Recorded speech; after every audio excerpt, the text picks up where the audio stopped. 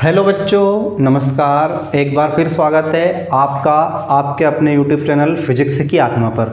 तो बच्चों, आशा करता हूँ आप सभी बहुत अच्छे होंगे। तो बच्चों, आज मैक्सिमम स्कूलों में जो सरकारी स्कूल है उनका रिजल्ट डिक्लेयर हो गया है 9th क्लास का।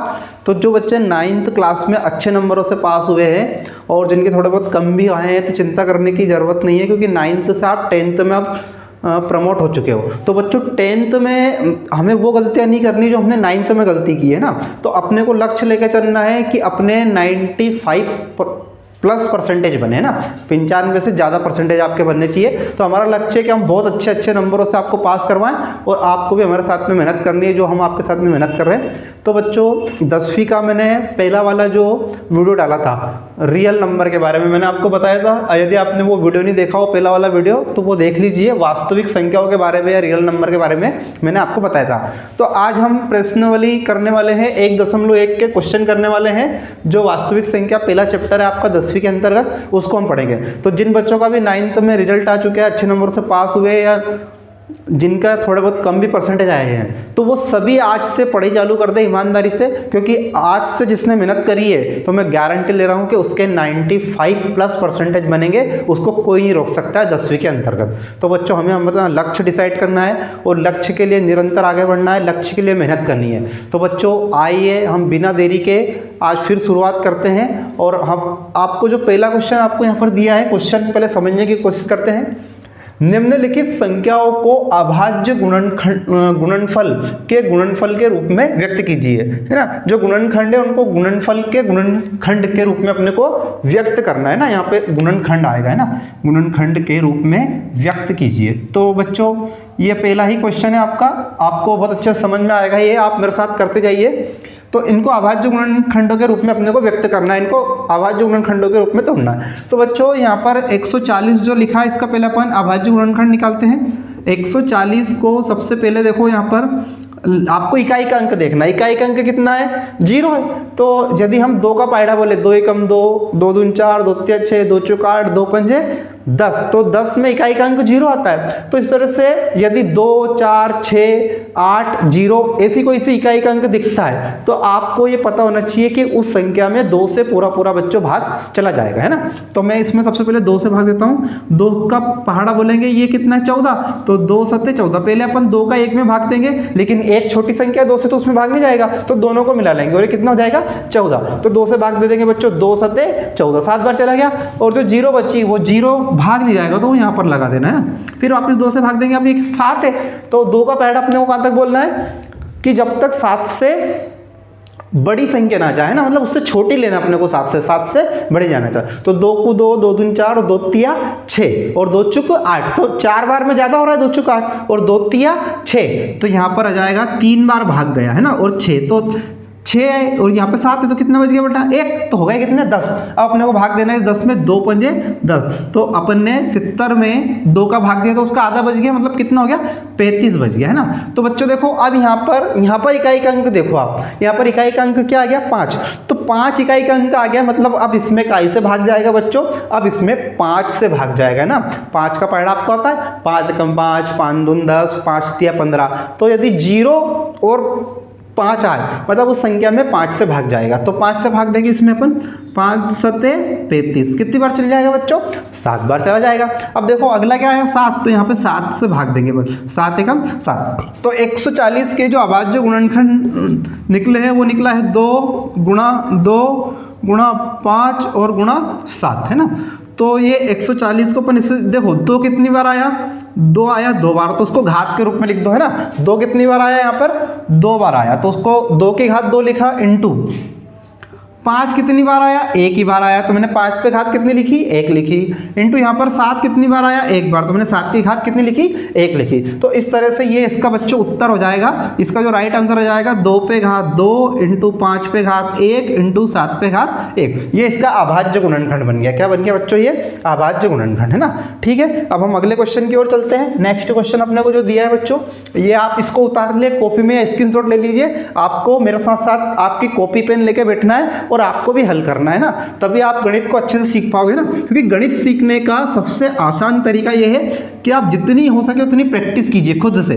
खुद कॉपी पेन लेकर बैठिए और जैसे आपको सवाल बनता है तो पहले आप खुद ही हल कीजिए उसको। यदि आपको नहीं आता है तो फिर इस पर देख के हल कीजिए ना बच्चों, तो गणित आपके लिए बहुत आसान हो जाएगा। और वैसे भी गणित सबसे आसान सब्जेक्ट है ना, मुझे तो बहुत आसान लगता है, आपको लगता है नहीं लगता है उसका पता नहीं, लेकिन आप पढ़ोगे मेरे साथ साथ तो आपको भी गणित बहुत आसान लगेगा और बहुत अच्छे से समझ में आएगा, है ना। ठीक है बच्चों, अगला क्वेश्चन अपने को दिया है 156। कितना दिया है बच्चों? 156। तो 156 में वही भाग देना स्टार्ट करते। तो देखो यहाँ पे सबसे पहले इकाई का अंक देखो, इकाई का अंक क्या आया? 6 आया। और 6 तो 6 के पहाड़े में भी आता है, लेकिन उससे छोटी संख्या क्या है? 3। 3 के पहाड़े में आता है, लेकिन 3 से भी छोटी संख्या क्या है? 2। 2 के पहाड़े में तो 6 आता है ना। तो सबसे पहले अपने को सबसे छोटी संख्या से भाग देना है, तो सबसे छोटी संख्या 2 है, तो 2 से भाग देंगे। तो 2 का पहाड़ा बोलो कि 15 से ऊपर नहीं जाए तो 2 सते 14 और 2 अठे 16, तो 16 ज़्यादा हो जाएगा, तो ये तो 15 है, तो अपने को छोटा संख्या लेनी है, 15 से बड़ी संख्या नहीं लेनी है। तो 2 सते 14 बचा कितना? 1, तो 1 यहाँ पे लिख देंगे अपन। फिर हो जाएगा 16, तो 2 अठे 16। फिर 2 बच्चों 2 से भाग, 2 तिया 6 और फिर बच जाएगा कितना? 1। फिर 2 इनाम 18, है ना। अब देखो यहाँ पे इकाई का अंक 9 आ गया। अब 2 के पहाड़े में अपने को पता है कि 9 आता ही नहीं है ना। 2 चौका 8, 2 पंजे 10, मतलब अब इसमें 2 से भाग नहीं जाता है। तो फिर अपन अगली संख्या देखते हैं 3। 3 का भाग देखो, 3 एकम 3, 3 दूनी 6 और 3 तिया 9, मतलब इकाई का अंक आ गया। या फिर आप इनको जोड़ के देख सकते हो, 9 और 3 कितना हो जाएगा? 12। और 12 तो 3 के पहाड़े में 12 आता है, मतलब इसमें इकाई का भाग चला जाएगा बच्चों, 3 का भाग चल जाएगा। 12 को भी जोड़ लो आप एक बार, 2 और 1 3, और 3 एकम 3, है ना। तो यहाँ पर अपन भाग देंगे 3 से, अब इकाई का भाग जाएगा 3 से। 3 एकम 3, 3 तिया 9, कितनी बार चल गया? 13 बार। अब 13 है तो 13 से ही जाएगा, 13 एकम 13। तो 156 के अभाज्य गुणनखंड बने। मैं लिख रहा हूँ यहाँ पर 156 बराबर आप सब लिख सकते हो 2 गुणा 2 गुणा 3 गुणा 13। ठीक है बच्चों, अब 2 गुणा 2 को वही क्या लिख सकते हैं अपन? इसको लिख सकते हैं 2 पे घात 2 गुणा 3 गुणा 13, मतलब 3 पे घात 1, 3 अकेला है, 13 अकेला है तो 13 पे घात 1, है ना। ये 13 है बच्चों, इसको 3 मत समझना आप, है ना। तो ये जाएगा 13 पे घात 1। तो 156 के अभाज्य गुणनखंड क्या बने बच्चों? ये अपना उत्तर हो जाएगा, जो है इसका राइट आंसर। इसके गुणनखंड क्या क्या बने वो लिख लो। अभाज्य गुणनखंड कितने बने वो लिख लो, है ना। ये बना 2 पे घात 2 इंटू 3 पे घात 1 इंटू 13 पे घात 1, ये आपका हो जाएगा उत्तर बच्चों। ये इसका सेकंड वाले का आंसर है ना, 156 का आंसर है। तो आप इसका स्क्रीनशॉट ले लीजिए बच्चों, या फिर आप इसको कॉपी में उतार लीजिए। फिर हम चलते हैं अगला नेक्स्ट क्वेश्चन की ओर। अगला क्या है बच्चों? अगला कोशिश कीजिए आप इसको हल करने की। इसमें दिक्कत हो सकता है आपको आएगी, और इस टाइप के क्वेश्चन एग्जाम में आने की संभावना थोड़ी अधिक रहती है, जहाँ पर थोड़ी आपको भाग देने में दिक्कत आए बच्चों, है ना। तो थोड़ा सा इसका ध्यान रखिए आप, अगर कहीं आपको दिक्कत आ रही हो तो। अगला है आपका बच्चों 5005। नेक्स्ट क्या है अपना? 5005, है ना, 5005। तो वही सबसे पहले कार्य क्या करना है आपको इसमें भाग देने के लिए? सबसे पहले क्या देखना है? सबसे पहले बच्चों आपको देखना है इकाई का अंक, और इकाई का अंक कितना है? 5 है, मतलब इस संख्या में इकाई का भाग जाएगा, इस संख्या में 5 का भाग जाएगा। आइए तो हम देते हैं 5 से भाग, 5 एकम 5। अब 0 में भाग जाता है क्या 5 का? नहीं जाता है, तो 0 इसी कैसे लिख लो। इस 0 में जाता है क्या? 5 का भाग नहीं जाएगा, तो ये 0 भी दे दी। फिर इसमें चल जाएगा 5 एकम 5, है ना। ठीक है, फिर देखो बच्चों यहाँ पर लास्ट में इकाई का अंक क्या क्या? 1। अब तो 5 का भाग जाएगा नहीं, क्योंकि यहाँ 5 आता तो अपन 5 से लेते, या 0 आता तो अपन 5 से भाग दे लेते, है ना। तो अब इसमें अपन 11 से भाग देके देखते हैं ना, कैसे देखते हैं अपन इसमें 11 से। तो 11 से भाग दो बच्चों, 11 का भाग 10 में तो जाएगा नहीं, तो 11 का भाग अपन 100 में देंगे, तो 11 नाम 99, है ना। कितनी बार चला गया? 99 बार। फिर कितना बच गया? 1, और 1 और 1 कितना हो जाएगा? 11। फिर 11 एकम 11, तो कितनी बार चल गया बच्चों? 51 बार। यदि आपको समझ में नहीं आ रहा हो तो मैं यहाँ पर देके भाग बता रहा हूँ आपको। अपन ने 5005 में सबसे पहले भाग दिया काय का? 5 का। देखो 5 एकम 5, है ना। फिर ये कट जाएगा, कुछ भी नहीं बचा, तो 0 यहाँ से नीचे जाएगी, तो 0 में तो भाग जाएगा नहीं, तो ये 0 लग जाएगी। फिर ये वाली 0 भी नीचे जाएगी, तो इसमें भी भाग जाएगा नहीं, तो इसमें भी लगेगा। फिर क्या जाएगा? 5। अब चल जाएगा 5 एकम 5, तो यहाँ पर जाएगा 5 और यहाँ पर कट जाएगा, तो कुछ भी नहीं बचेगा, है ना। पूरा 1001 बार भाग चला गया, है ना। अब 1001 में भाग देना अपने को, 1000 1 में भाग देना। तो देखो इसमें यहाँ पे इकाई का अंक 1 आ गया, तो 1 ना तो 2 के पहाड़े में आता है ना 3 के पहाड़े में आता है ना, और अगर इनको जोड़े भी तो 1 और 1 2 होगा, मतलब इनका योग भी कितना हो जाएगा 2। 3 आता तो अपन 3 से दे लेते इसमें, अगर इनका योग 3 आता तो अपन इसमें कैसे भाग लेते 3 से। अब 1001 है तो समस्या आ गई, तो हो सकता है इसमें 11 से चला जाए, इसलिए अपन ने इसमें कैसे भाग देके देगा 11 से। तो 11 से अगर अपन इसमें भाग देंगे बच्चों, तो देखो यहाँ पर 11 से भाग देंगे, 11 99, कितनी बार भाग गया, कितनी बार भाग गया उतना लिख दो, 99 बार भाग गया। अब देखो एक इधर से ले लो, 10 में से 9 गया तो 1 बचा, 1 इधर चला गया, 9 में से 9 गया तो 0, और यहाँ पे भी 1 इधर चला गया तो क्या बच गया 0। अब ये 1 है तो ये नीचे जाएगा। अब देखो यहाँ पे भाग देंगे अपन 11 एकम 11 है ना, अब ये पूरा खत्म हो जाएगा है ना, कुछ भी नहीं बचेगा।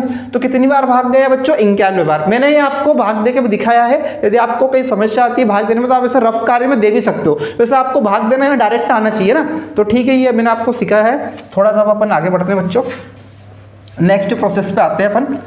नेक्स्ट क्वेश्चन बच्चों आपको जो दिया है ध्यान से देखिए आप, 91। अब आपको यदि 13 का पहाड़ा पता हो या 7 का पता हो ना, इसको 7 से दे लेते हैं क्योंकि 7 थोड़ी छोटी संख्या है, तो 7 से दे लो इसको, या 13 से दे लो, 13 सत्ते की 91 और 7 एकम 7, ऐसे भी दे सकते हैं ना, 13 सत्ते की कितना हो जाएगा 91 और फिर 7 से दे लो 7 एकम 7। तो इसको ऐसे लिखेंगे अपन 5005 के जो अभाज्य गुणनखंड बने वो पहले सबसे छोटी संख्या क्या आई 5 इंटू फिर 5 से बड़ी क्या है यहाँ पे 7, ऐसे क्रम से लिखना है। फिर 7 से बड़ी क्या है बच्चों 11 और 11 से बड़ा क्या है 13। तो ये इसके अभाज्य गुणनखंड है। अब ये तो सब सिंगल सिंगल देखो, 5 भी एक ही है, 7 भी एक ही है, 11 भी एक ही है और 13 भी एक ही है। तो इसके जो अभाज्य गुणनखंड बनेंगे वो बनेंगे 5 पे घात 1 इंटू 7 पे घात 1 इंटू 11 पे घात 1 और इंटू 13 पे घात 1। तो ये इसके क्या बन जाएंगे अभाज्य गुणनखंड बन जाएंगे, है ना। ठीक है बच्चों, उम्मीद करता हूँ आपको समझ में आया होगा और आप मेरे साथ साथ आप भी हल करते जाइए ताकि आपको ये बहुत अच्छे समझ में आए बच्चों, है ना। ठीक है, इसको आप स्क्रीनशॉट ले लीजिए, कॉपी में लिख लीजिए। अब अपन अगले क्वेश्चन की ओर चलते हैं बच्चों। अगला क्वेश्चन जो आपको दिया है ये आप सभी हल कीजिए ना, हल कीजिए क्योंकि अब आप 10वीं में आ गए हो, आप बड़े हो गए हो आप, है ना। आप सब प्यारे बच्चे बन गए हो 10वीं में, तो आपको बहुत अच्छे से पढ़ाई करनी है, बहुत अच्छे से मेहनत करनी है ना। बिल्कुल भी आपको आलस नहीं करना है, बिल्कुल भी आपको वीडियो मिस नहीं करना है, बिल्कुल भी आपको वीडियो आगे बढ़ा के नहीं देखना है। बिल्कुल शुरू से लेकर अंत तक पूरा ध्यान, ज़्यादा नहीं पढ़ना, अपने को थोड़ा सा पढ़ना है ना। सिर्फ 15-20 मिनट की पढ़ाई में आप बहुत अच्छे टॉपर बन सकते हो ना। तो आप इतना तो कर ही सकते हो अगर आपको टॉपर बनना है तो। 95% से ऊपर लाना हो तो आपको मेरे साथ पढ़ना पड़ेगा। और बच्चों गणित में अपन लाएंगे पूरे में से पूरा नंबर, है ना, उसकी गारंटी अपन लेते हैं। आपको साल भर मेरे साथ मेहनत करनी है ना, तो आप पूरे में से पूरे नंबर लेके आ सकते हो। यदि आप मेहनत में थोड़े बहुत कमी करोगे तो कम नंबर भी आएंगे, है ना। तो मेहनत अपने को पूरी करनी है, बिल्कुल भी नहीं रुकना, है ना। अब देखो यहाँ पर जो संख्या लिखी है, सबसे पहले अपने को इकाई का अंक देखना है। इकाई का अंक यहाँ पर है बच्चों 9, तो 9 है तो 2 से तो इसमें भाग जाएगा नहीं क्योंकि 2 के पहाड़े में 9 आता नहीं है। तो पहली जो प्रोबेबिलिटी थी वो खत्म हो गई है कि अपन इसमें 2 से भाग देंगे। दूसरी मैंने बोला आपको 2 के बाद अपने को किस संख्या से चेक करना है 3 से।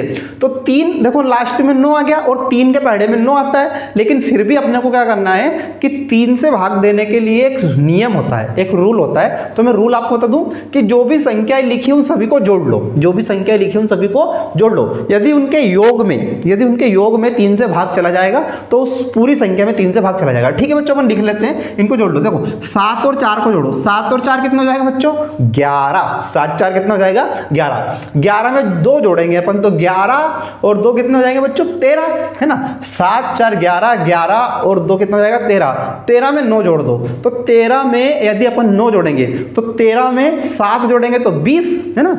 और फिर कितना बच जाएगा 2, तो कितना हो जाएगा ये कितना हो जाएगा बच्चों 22 हो जाएगा। मतलब इसमें आपका जो योग आ रहा है ये आ जाएगा 7 4 11, 11 और 2 कितना हो जाएगा 13, 13 में 9 जोड़ दो, है ना। तो 13 में 9 जोड़ेंगे तो 13 और 7 कितना हो जाएगा 20, 20 और 2 कितना हो जाएगा 22। अब अपने को पता है कि 3 के पहाड़े में, जो 3 का पहाड़ा होता है उसमें कहीं पर भी 22 नहीं आता है। 3 के पहाड़े में 21 तो आता है लेकिन 22 नहीं आता है। मतलब ये प्रायिकता भी खत्म हो गई कि इसमें 3 से भाग चला जाएगा, 4 से भी नहीं जाएगा इसमें। तो फिर अपन इसमें 7 से भाग दे के देखते हैं ना। चलो बच्चा आ हुई है, अपन 7 से भाग देते हैं।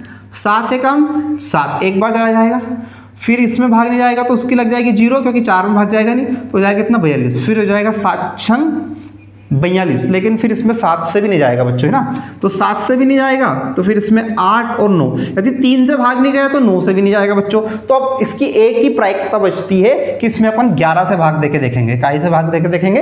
11 से। तो दीजिए आप मेरे साथ, देखो 11 7 77 ज़्यादा हो जाएगा, तो 11 छंग 66 कितनी बार चला गया? देखो यहाँ पे देख लेते हैं अपन, यहाँ पे 7429 में अपने को भाग देना है काई से? 11 से। तो 11 छंग 66, है ना। अब घटा दो, ये 14 में से 6 चल जाएगा तो 8, एक इधर चला गया तो हो गया कितने? 6 में 6 जाएगा तो कुछ भी नहीं बचेगा यहाँ पर, है ना, 0 बच जाएगा। ऊपर से आ जाएगा 2। अब कितनी बार जाएगा बच्चों? 11 7 77। अब कितनी बार चल जाएगा? 7 बार चल जाएगा। 11 7 77। तो 77 में कितना जोड़ेंगे कि बेहस हो जाएगा 5, है ना। यहाँ पर घटा लो, ये हो जाएगा एक इधर से उधर ले लो, 12 12 में 7 गए तो 5, यहाँ पे कुछ नहीं बचा 5। फिर आ जाएगा 9, है ना। फिर कितना जाएगा? 9। तो इसमें 11 से भी नहीं जाएगा बच्चों, है ना, इसमें 11 से भाग भी नहीं जाएगा। तो आप बताइए फिर इसमें काय से भाग जाएगा, है ना। सोचिए, इसमें ऐसी संख्या सोचिए कि संख्या में पूरा पूरा भाग चला जाएगा, है ना। ये हो जाएगा आपका 7429।